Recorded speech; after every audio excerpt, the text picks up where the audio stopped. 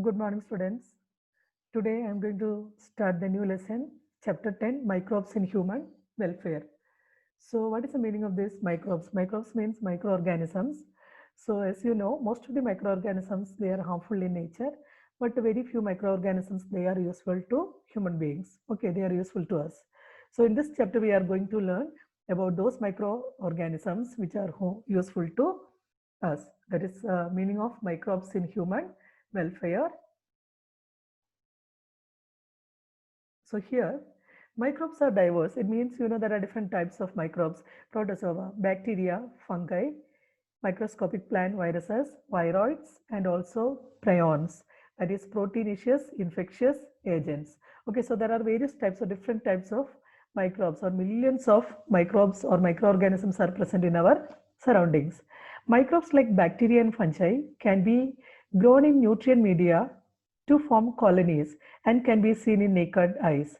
So some microbes like bacteria, fungi, they can grow in nutrient media and they make groups or colonies they make, and we can be seen in naked eyes.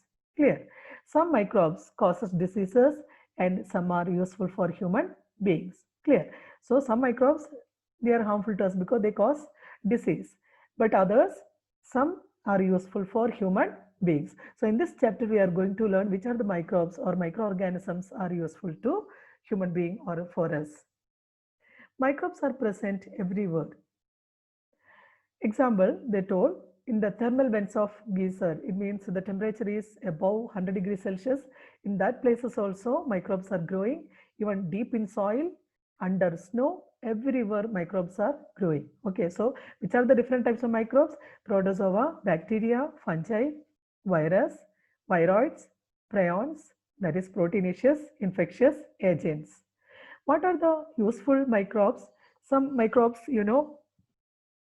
excuse me, they will make some antibiotics. Okay, when we get disease, doctor will prescribe or we will take antibiotics like penicillin. Penicillin is an antibiotic, but it is useful to us. Okay, so from where we get this, or from where we can produce this microbes, sorry, antibiotics? From the microorganisms or microbes. They are useful to us, but at the same time they are harmful because they cause diseases. Okay, so here it shows they are useful as well as harmful. Microbes in household products. First, let us see what are the microbes useful in our household products. First one, a common example is the production of curd from milk. Everyone will drink milk, even we will use curd. It's very nutritious. How we will get curd from the milk? With the help of a microbe or with the help of a microorganism. Microorganisms such as lactobacillus and others commonly called LAB, it means lactic acid bacteria, grow in milk and convert it to curd. Okay, so which bacteria? Lactobacillus, and same like LAB. The others it's commonly called LAB. LAB means lactic acid bacteria. It will grow in milk and convert milk into curd. During growth, the LAB produces acid that coagulate and partially digest the milk proteins. Okay, so during the time of the growth of this bacteria, it will grow in the milk. During growth, the LAB means lactic acid bacteria, produces acids that coagulate and partially digest the milk proteins. It also improves its nutritional quality by increasing vitamin B12. So when it grows, it also the nutritive value also will increase by increasing vitamin B12. In our stomach too, the LAB play very beneficial role in checking disease causing microbes. Okay, so this lactic acid bacteria, it helps us also in our stomach. What this LAB will do? They play a very beneficial role in checking or preventing disease causing microbes. So it is helpful or beneficial to us also. So here you can see the dough which is used for making bread is fermented by using baker's yeast. It is called Saccharomyces cerevisiae. It's a fungus. Yeast, it is a fungi. It's a fungi. It's a microbe or micro fungi. Fungus means what it is. It is a microorganism. Yeast one of the. It's an edible one, but it's a useful one. Okay. So usually in the bakery we can see that bread or cake, everything is fermented by using baker's yeast. What is the name of the yeast? That is scientific name, it is Saccharomyces cerevisiae. Okay, it is a fungus. It's a fungi. Next one is toddy. A traditional drink of some parts of southern India is made by fermenting sap from palms. Okay, so how it will make, you can see here in picture, how they will make. First they will take some coconut water, then they will be taking a little warm water or lukewarm water. They will mix both sugar and little yeast. Yeast is a fungus. Yeast and sugar they'll be mixing with this warm water. They will stir it well. Then after that they'll be adding into this coconut water. Okay, tender coconut water or a normal coconut water. After few days, after few time or few hours, it will turn into toddy. Okay, so here also what is happening? Fermentation. So this fermenting that is called toddy. It is a traditional drink of some parts of southern India. It is made by fermenting sap from palms. Okay. Same like here you can see. The next one is about the cheese. Cheese is formed by partial degradation of milk by different microorganisms. How it is formed? Cheese is formed by the partial degradation of milk. How? By different microorganisms. The large holes in Swiss cheese, you can see here the holes. The large holes in Swiss cheese are due to production of a large amount of carbon dioxide by a bacterium named Propionibacterium shermani. Okay. So what is how the holes are formed? Because of the production of large amount of carbon dioxide. Who will be producing this carbon dioxide? By the bacterium. What is the name of the bacterium? Propionibacterium shermani. Okay, this is the name of the bacterium. Same like another one. Here you can see Roquefort cheese is ripened by growing a specific fungus on them. What is the name of the fungus? Fungus name it is Penicillium roqueforti. What is the name of the fungus? The fungi name it is Penicillium roqueforti. This fungus growing on them for a particular flavor. Okay, so that is Roquefort cheese. It is ripened by growing a specific fungus on them for a particular flavor. The fungus name I told, Penicillium roqueforti. So these all are useful to us. Same like microbes in industrial products. What is the use of microbes in industrial products? Production on an industrial scale requires growing microbes in very large vessels called fermenters. Okay, you can see here large vessels, they are called fermenters. Especially example, this fermented beverages.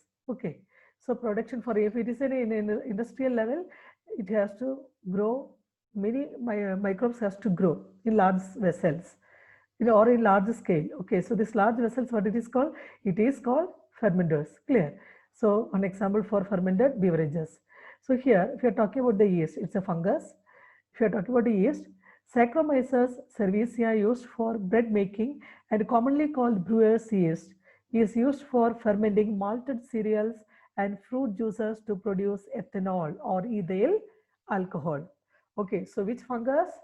Yeast, name, it's a scientific name, Saccharomyces cerevisiae. It is used for bread making, commonly called brewer's yeast, is used for fermenting malted cereals and fruit juice to produce ethyl alcohol or ethanol. Wine and beer are produced without distillation, whereas whiskey, brandy, rum are produced by distillation of fermented broth. Okay, so here all we are using the microbes. Which microbe we are using? The fungus. What is the name? Yeast. Okay, so it is a edible fungi. Yeast is an edible fungus or fungi. The next one is antibiotics. Antibiotics are chemical substances which are produced by some microbes and can kill or retard the growth of other disease-causing microbes. So we are using many different types of antibiotics. They are actually chemicals. It is produced from some microbes. And what is the use of this antibiotic? It is used to kill or retard the growth of other disease-causing microbes. Okay. So one best example, penicillin. This penicillin was the first antibiotic to be discovered, and it was a chance discovery. So what is the story behind this? Alexander Fleming, while working on Staphylococci bacteria, once observed a mold growing in one of his unwashed culture plates around which Staphylococci could not grow. So what he noticed? The scientist Alexander Fleming, while working on bacteria, what is the bacteria name? Staphylococci bacteria. once observed a mold. You know what is mold? It's a fungus. It's growing in one of his unwashed culture plates, around which this mold, what he observed, staphylococci could not grow. This bacteria could not grow. He found out that it was due to a chemical produced by the mold. So why it is happening? Because this mold, it produce some chemicals. Okay, so he found out it was due to chemical produced by the mold, and he named it penicillin after the mold Penicillium notatum. So then he gave the name for that penicillin. Okay, it was, and they named it penicillin, the chemical, whatever it is, penicillin, after the mold Penicillium notatum. Later, Ernest Chain and the Howard Florey made its full potential effective antibiotic. So this was the starting. Who invented first? Alexander Fleming, but later other two scientists, Ernest Chain and Howard Florey, made its full potential effective antibiotic. Okay, so there is a story behind the antibiotics.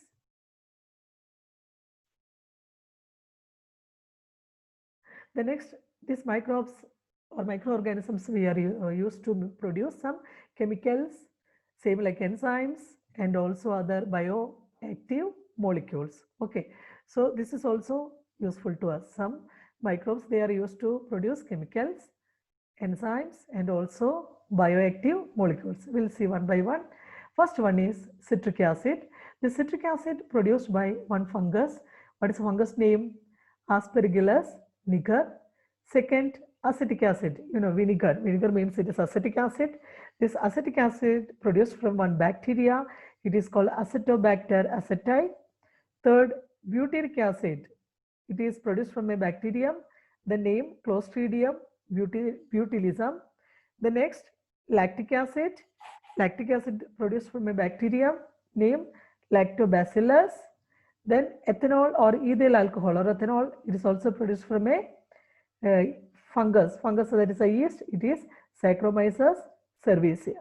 So all these produced from different types of microbes or microorganisms. The next, enzymes. There are different types of enzymes produced from microorganisms. First one is lipase. Lipase, these all enzymes we are getting, it is produced from microorganisms. Then what is the use of this enzyme? We'll see. Lipase, it is used in laundry detergents. Same like another enzyme, pectinase and protease. These are two enzymes produced from the microbes. It is used in bottled juices. You can see here. Then streptokinase, it is Streptococcus bacterium. It is produced from one bacteria. The bacterium is singular, bacteria is plural. So the name is Streptococcus bacterium, used as clot buster to remove blood clots from the blood vessels. Okay, especially it removing clots from blood vessels of patients who have undergone myocardial infarction. The next, bioactive molecules. So which are the bioactive molecules we get from microbes or microorganisms? First one is cyclosporin A. It is getting from the fungus. It's a microbe getting from a microbe. Which one? Fungus. Trichoderma polysporum. Fungi. It is used as immunosuppressive agent for organ transplant patients. So we learned what is meant by immunosuppressant in the previous lesson. We learned it means it reduces, sometimes we can see the autoimmunity, immune system. So it reduces the capacity of the immune system. How, why it is happening? Because sometimes our immune system, it will kill our own organs. Okay, because here after organ transplantation, this organ is coming from a donor person, right? So once it will come to the body, this immune system, it will start to kill this organ because it cannot identify it is from it may think it is an antigen. So to avoid that, what we will use immunosuppressive agents. So this cyclosporin A, it is produced from a fungi, Trichoderma polysporum fungi. It is used as immunosuppressive agent for organ transplant patients. Second, statins. It is produced from Monascus purpureus yeast. It is also fungus. Statins. It is produced from a fungi. Which fungi? Monascus purpureus yeast. It is used as a blood cholesterol lowering agent. What is the use? Used as blood cholesterol lowering agent. The next, microbes in sewage treatment. Treatment of wastewater is done by heterotrophic microbes. What is meant by heterotrophic? You know, autotrophic means they make their own food. Heterotrophic, it depends others for food. Clear? So this treatment of wastewater is done by heterotrophic microbes naturally present in the sewage. This treatment is carried out in two stages. One is primary treatment, then secondary treatment. Primary treatment, it is called physical treatment. Secondary treatment, what it is called? It is called biological treatment. Clear? Yes. So the sewage treatment, so there are two steps, primary treatment and secondary treatment. Primary treatment, I told, physical removal of particles from sewage by filtration and sedimentation method. You know what is meant by filtration and sedimentation? Sedimentation method means any stones or pebble or mud, everything, it will go down and settle down and form sediment. That is called sediment. The process is called sedimentation. Everything will go down and settle down, and that settled things called sediment. The process is called sedimentation, and we can separate the water portion. Filtration means we are using some filter like sieve or filter paper or muslin cloth, something we'll be using to any filter type things we are using for filtration method. Okay. Here secondary treatment, it includes first aeration.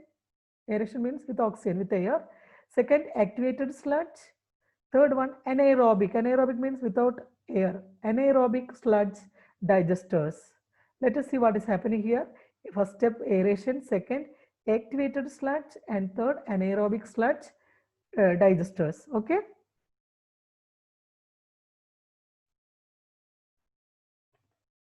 First one is primary treatment or physical treatment. It involves physical removal of particles from the sewage through filtration and sedimentation method. I told physical removal of particle from the sewage. Which are the methods we used? We used the method filtration and sedimentation method. Sedimentation, I told, everything will go down and settle down and we will separate. So the settled things we will call sediment, and we are using some filtration method also. Second, sequential filtration we use to remove floating debris. So the floating waste will be there, debris will be there, that is removed by sequential filtration. Third, here sedimentation, this method we use to remove grit. It means soil and small pebbles. Okay, we will keep it for a while without touching. After some time, what will happen? All the things, soil, small pebbles, everything will go down and settle down. That is called sedimentation method. And the upper part we will separate. That is sedimentation method. All solids that settle form the primary sludge. So all the solid, it will go down and settle down. That is called primary sludge. And the supernatant, the top portion, supernatant forms the effluent. Okay. So whatever is going down and settling down, that is the primary sludge. And the supernatant forms the effluent. The effluent from the primary settling tank is taken for secondary treatment. So now we separated two things. One is primary sludge. From that, the top portion we are separating. It is called effluent. So this is separated from the primary settling tank and taken for secondary treatment. Okay. So what is the secondary treatment?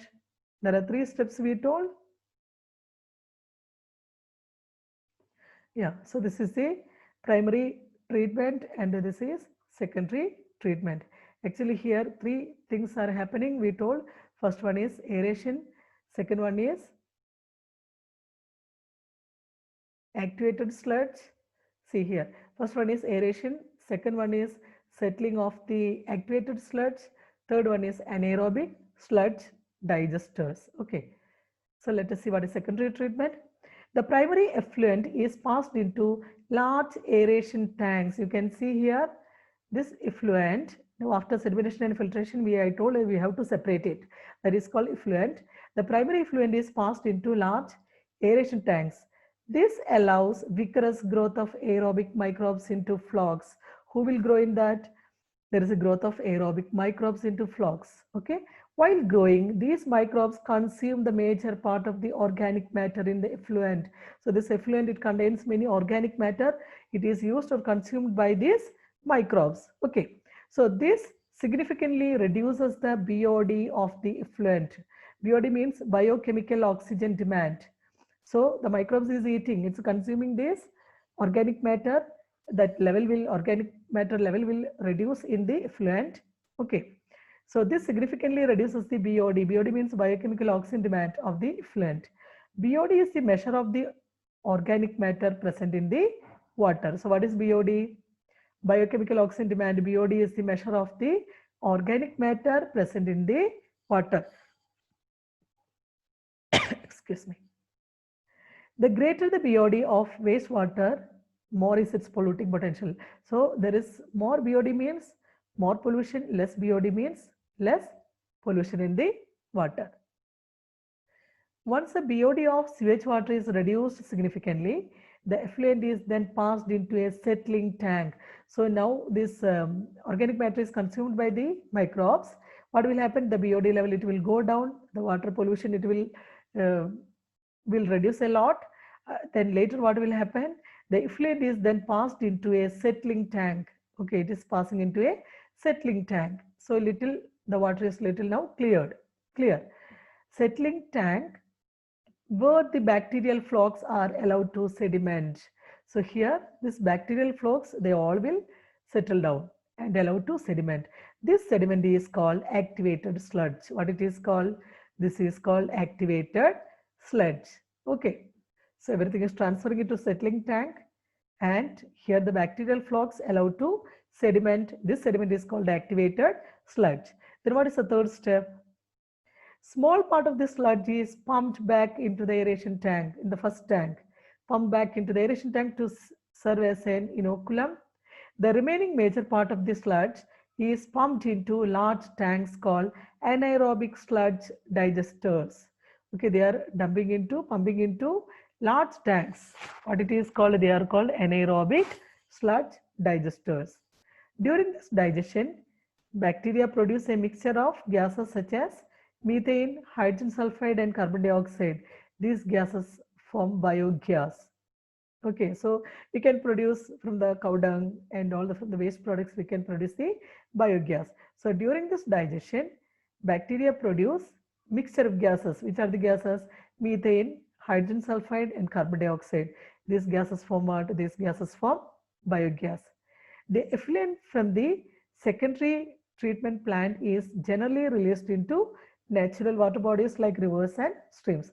Now this effluent, now it's cleared almost, so not much waste in that, not much polluted.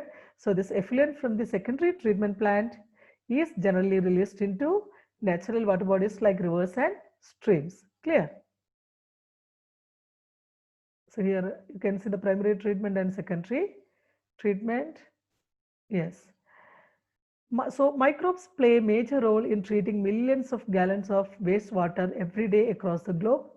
Till date, no man-made technology has been able to rival the microbial treatment of sewage. Okay. So till this today, we did not find out any man-made technology to remove this, except this microbial treatment to remove the waste. The Ministry of Government, Environment and Forest has initiated Ganga Action Plan and Yamuna Action Plan to save these major rivers of our country from pollution. So this Ganga and Yamuna rivers polluted a lot. So our government and Ministry of Environment and Forestry initiated two plans. One is Ganga Action Plan and Yamuna Action Plan to save these major rivers of our country from pollution. So next to these rivers, what we can see sewage treatment plants. Okay, under these plans, it is proposed to build a large number of sewage treatment plants so that only treated sewage may be discharged in the rivers. Okay, so before dumping into the rivers directly, they were before were dumping into the rivers. Now they will remove all the things, and after that they will be sending into the rivers. Clear? Under these plans, it is proposed to build a large number of sewage treatment plants so that only treated sewage may be discharged in the rivers. Thank you, students.